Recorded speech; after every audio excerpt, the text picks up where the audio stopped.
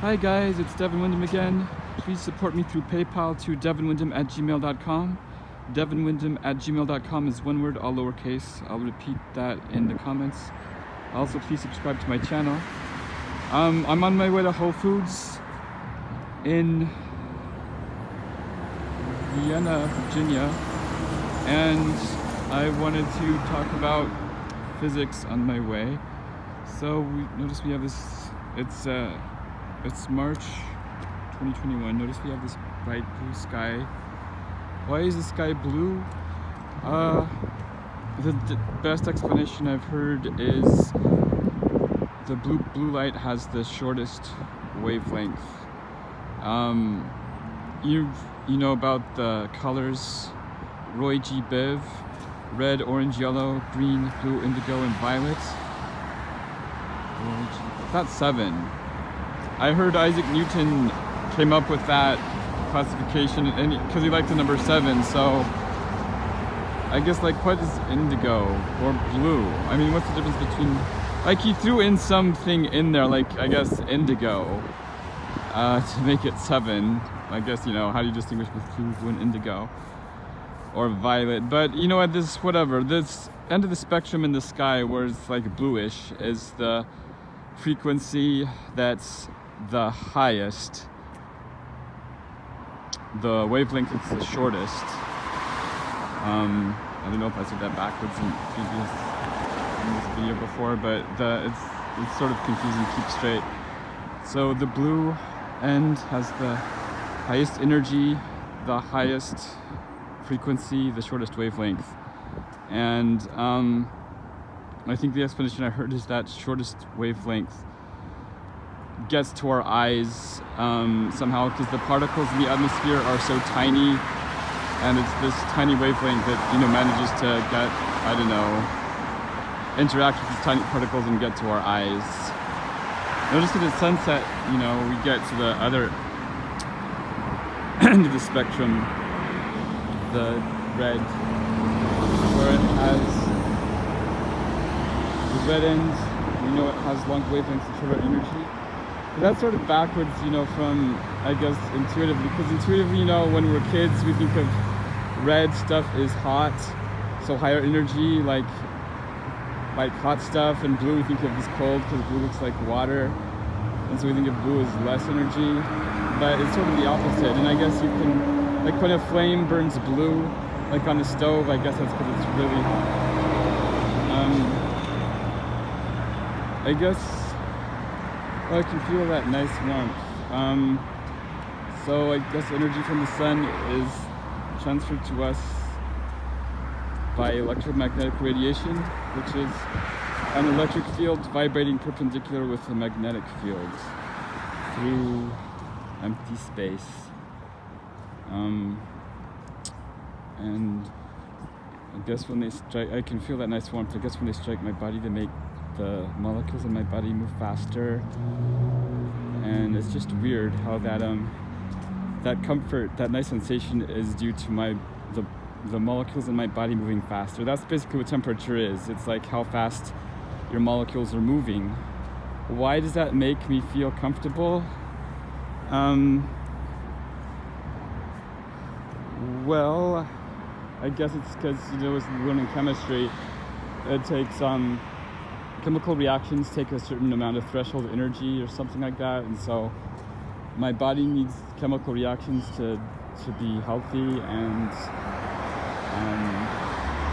I need a certain energy for my chemical reactions to go. It's just interesting how that sensation is transferred into comfort, because this heat, you know, we've had some cold spells. It's March, early March. This heat is just feeling so nice. Another thing I'm thinking about on my way is, let's look at my feet here. Am I doing work by walking to Whole Foods? I mean, we learned that work is forced to a distance. I'm not, let's just say I'm walking on level ground and I'm not increasing my elevation. I mean, it certainly feels like I'm doing work. I'm getting tired. I'm not increasing my potential energy, right? Because my height is not increasing. Am I doing work?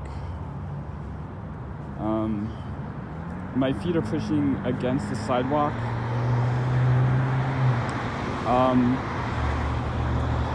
Moving me forward, so I would say I'm doing work. Like, when my feet hits the ground, I push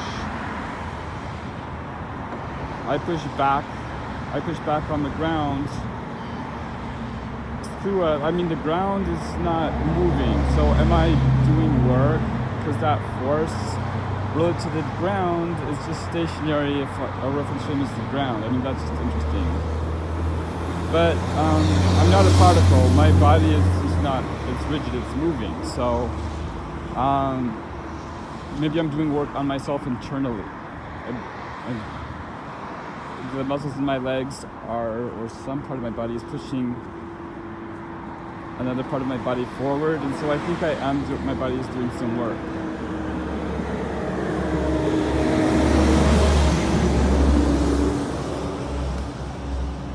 When I start up this hill, I'll definitely be doing some work against gravity to increase my potential energy. Relative to the Earth, my speed is relatively constant, so my kinetic energy is not increasing, but I do have kinetic energy because I'm moving, and I started out like before my journey with no kinetic energy. So I must have done some work to increase my kinetic energy from 0 to whatever positive quantity it is now.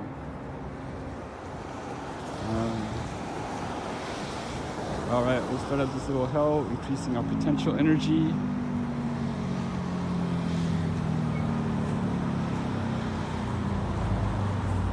And energy is reminding me of volts in electricity. So for me, a volt is a joule per coulomb. So the way I'm understanding that is, let's say we have a voltage source or a source of potential difference like a battery,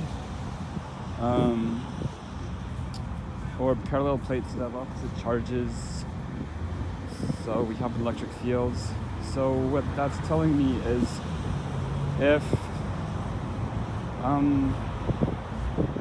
we talk about these positive test charges. I mean, what is a positive test charge? Electricity is the flow of electrons for us in everyday life. But I guess let's just conceive of a positive test charge moving from the positive terminal of a battery to the negative terminal. I don't know how, like just in space or something. And I liken that to falling in our gravitational field. So if that happens, the positive test charge, the body falls and moves potential energy. That positive test charge is, well, it's moving through an electric field through a distance. So work is being done on the charge by the field.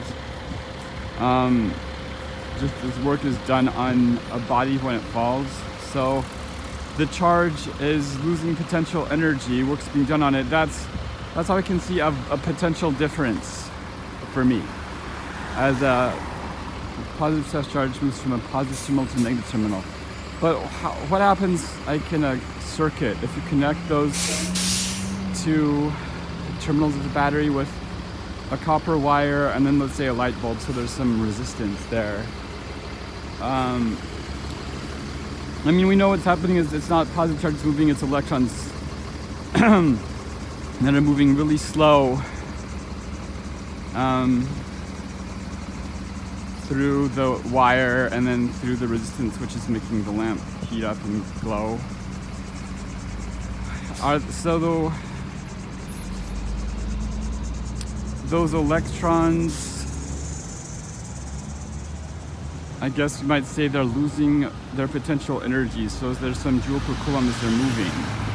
But we can just talk about the voltage of the battery, so it's like the path doesn't matter as an electron travels from the negative terminal to the positive terminal, or just the electrons move slow, but if it did, it would be losing this potential energy.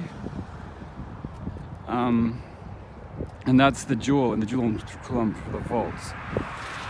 I think it's just neat to think about, like if you can say a battery is a certain number of volts, like 12 volts, we're implying that no matter what path that electron takes, I mean, if it's a complicated circuit, it's going to lose the same amount of, what do I call it, electric potential energy. I mean, that's pretty amazing, isn't it? So, joules per coulomb, that's a volt. A current is measured in amperes, named after the Frenchman Ampère. So 1 ampere is 1 coulomb per second. I've learned P equals IV, power is equal to current times potential difference. Let's see if that works out. So we know power should be measured in watts, or joules per second. I, the current, is amperes, which is coulombs per second. Voltage, potential difference, that's joules per coulomb. Coulombs per second times joules per coulomb translates into joules per second. So that does check out. So power, watts, power is equal to IV, PIV.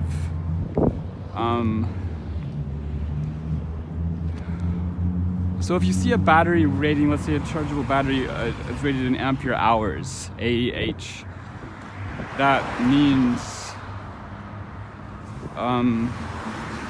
it can deliver a certain amount of current for a certain amount of time, which is a certain amount of coulombs per second times so many seconds.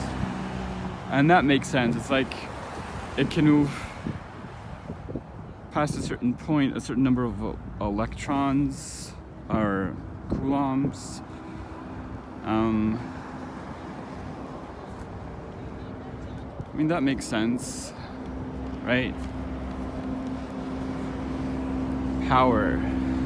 So what is power? We know the power is joules per second, it's work per time, it's how fast work can get done. So if you're looking at a lawn, any type of power tool, I mean, technically when you're looking at power, you're looking at watts, like how fast can it get work done.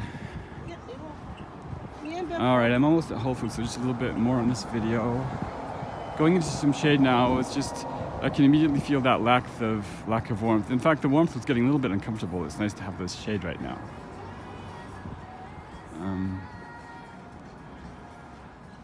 Apartment buildings, trees. Notice a lack of clouds. Pretty interesting. Another thought is we know that the Earth is revolving about its axis. Who thought of that first? Early man thought that we were just stationary, and I guess the Earth is flat, and that's reasonable to think because, you know, there's no clue that we're actually revolving around about the axis of the Earth and that the Earth itself is revolving about the sun.